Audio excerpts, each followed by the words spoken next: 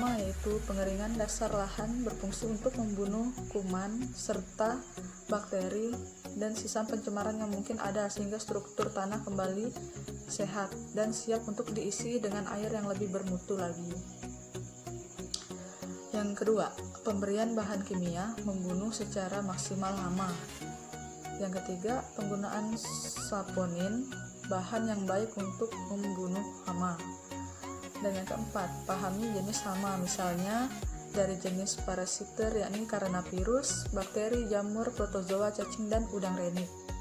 Yang kelima, pasang saringan di tempat masuknya air agar kotoran dapat tersaring dengan baik.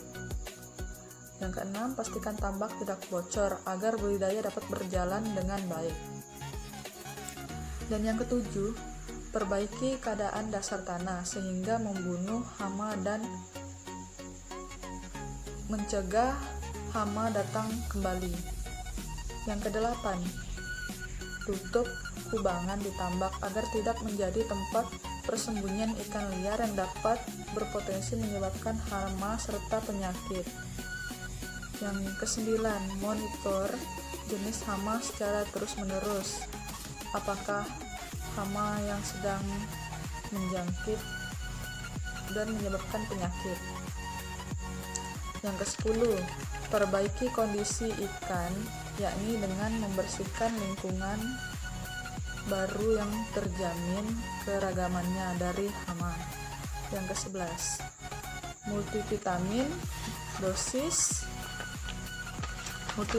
dosis tinggi agar mampu diselamatkan sehingga memulihkan dan menyembuhkan keadaan.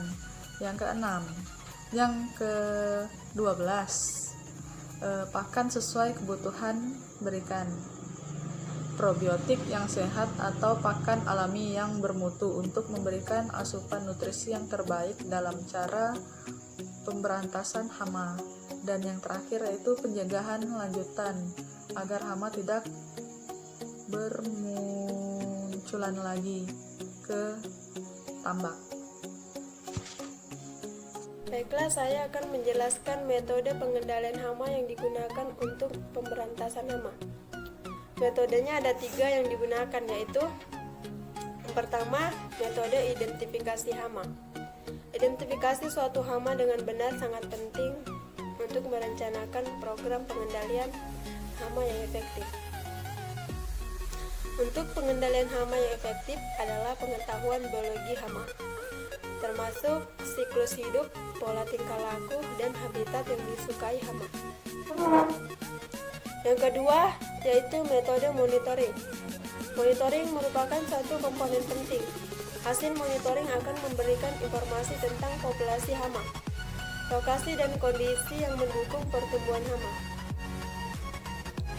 Monitoring digunakan untuk mendeteksi populasi hama pada tahap dini, juga lebih mudah dikontrol.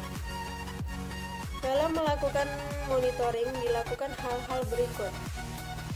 Yang pertama, mengamati tanda-tanda kehadiran atau adanya hama. Yang kedua, mengisi pencatatan hama yang terlihat.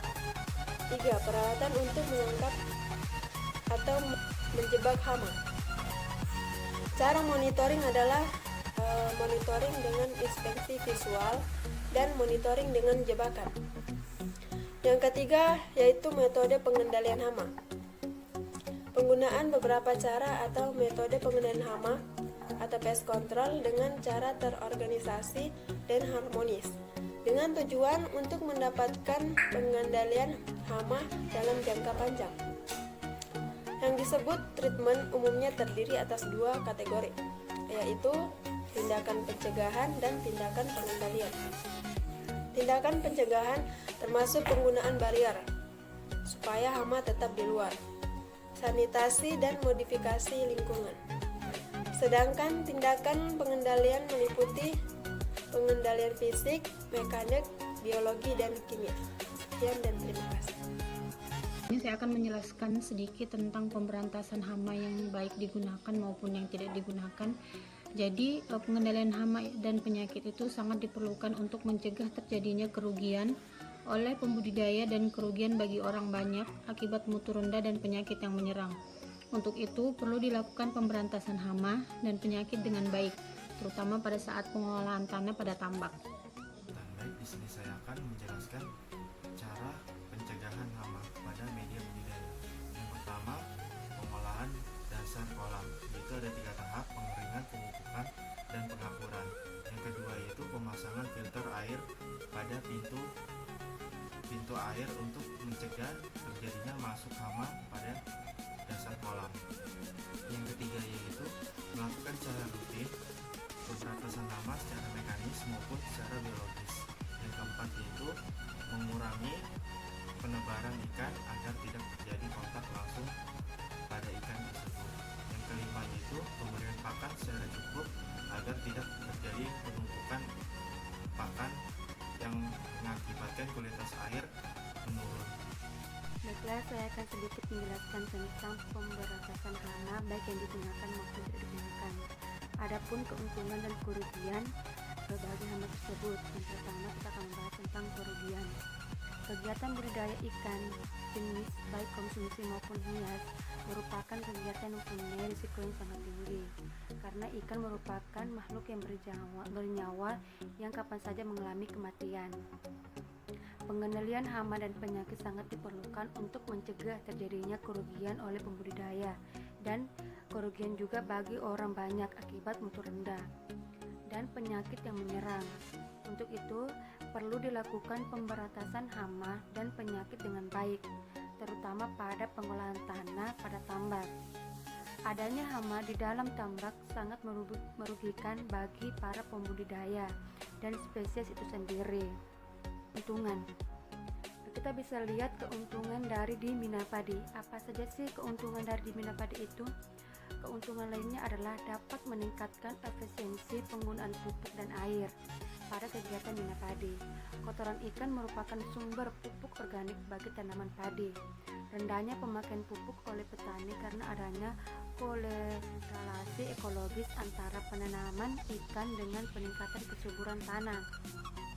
Kotoran ikan dan sisa makanan menjadi pupuk dan menghemat keperluan pupuk sekitar 20-30%. Dengan menerapkan usaha Mina Padi juga mampu mengurangi pemakaian insektisida dan pertumbuhan rumput. Hal ini terjadi karena terciptanya hubungan yang harmonis antara padi, ikan, air, dan tanah.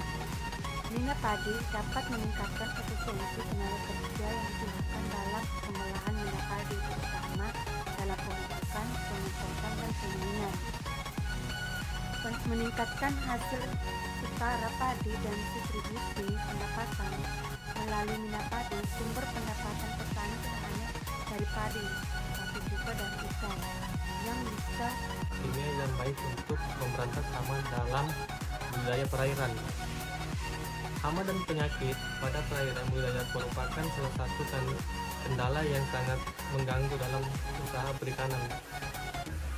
Serangannya dalam perairan budidaya dapat datang secara mendadak dan dapat bersifat meluas, sehingga dalam waktu yang relatif singkat seringkali dapat mematikan seluruh organisme dan dapat menimbulkan gagal panen. Hal ini membuat pembudidaya terus berpikir bagaimana cara mengendalikan organisme dari hama dan penyakit. Adapun zat kimia yang baik digunakan dan sering digunakan dalam memberantas hama yaitu zat kimia pestisida. Karena zat kimia ini sendiri ramah lingkungan dan biayanya yang murah. Pestisida ini sendiri yaitu artinya semua bahan racun yang digunakan untuk membunuh organisme hidup yang mengganggu organisme. Akan tetapi pengguna pestisida harus memperhatikan ambang populasi hama. Mungkin itu saja dari saya. Sekian dan terima kasih. Wassalamualaikum warahmatullahi wabarakatuh.